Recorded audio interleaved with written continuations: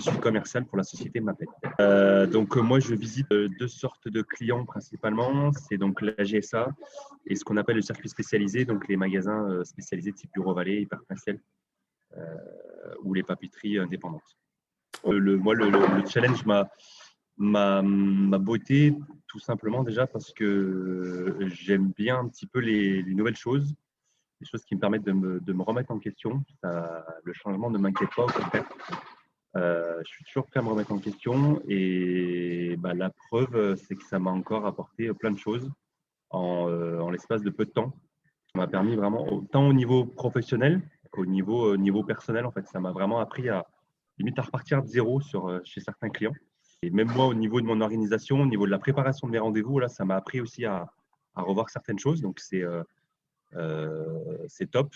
Et ça me conforte dans l'idée où je dis souvent qu'on apprend toujours des choses. On a toujours des choses à apprendre, quel que soit l'âge ou l'activité ou l'expérience qu'on peut avoir.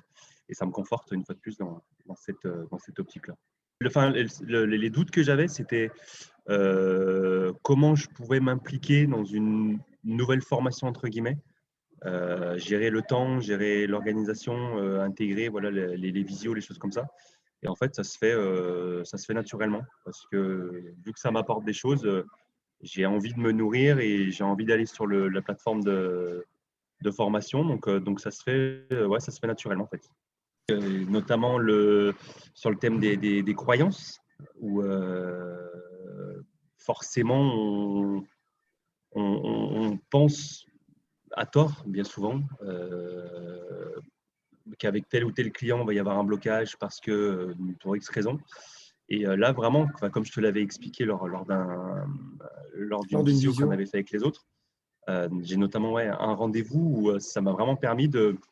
C'est cette formation où je me suis dit, c'est l'année ou jamais.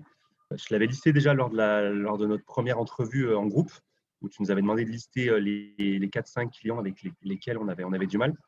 Et ça m'a vraiment permis de me poser, me remettre en question en fait, et de voir que souvent on a trop tendance à dire c'est ce client, enfin la faute vient de cette personne. Et malheureusement c'est pas aussi simple. J'ai revu le rendez-vous complètement différemment, cette personne-là différemment, et j'ai reposé des questions auxquelles je vais peut-être même certainement me poser en 12 ans. Et ça m'a vraiment permis de repartir à zéro en fait. Nos croyances, de ne pas avoir peur du non. Et ne pas se mettre de propres barrières, en fait, tout simplement.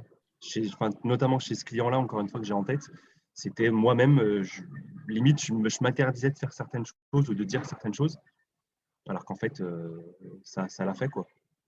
J'ai juste pris le temps de l'écouter, ouais. Ça aussi, c'est quelque chose que j'ai appris, c'est qu'on allait souvent trop vite sur la phase découverte pour aller souvent droit au but. Et voilà, le fait d'avoir pris le temps de le questionner, de lui montrer en fait que je m'intéressais à lui. Et je pense que c'était sincère en plus. C'était pas, voilà, je lui ai pas fait croire de m'intéresser à lui pour gagner quelque chose derrière.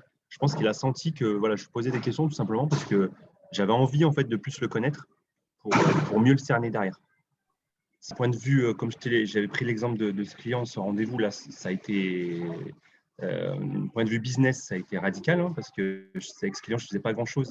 Et je suis sorti de ce rendez-vous plutôt bien abouti avec quelque chose de concret, des commandes, une implantation et une vraie avancée.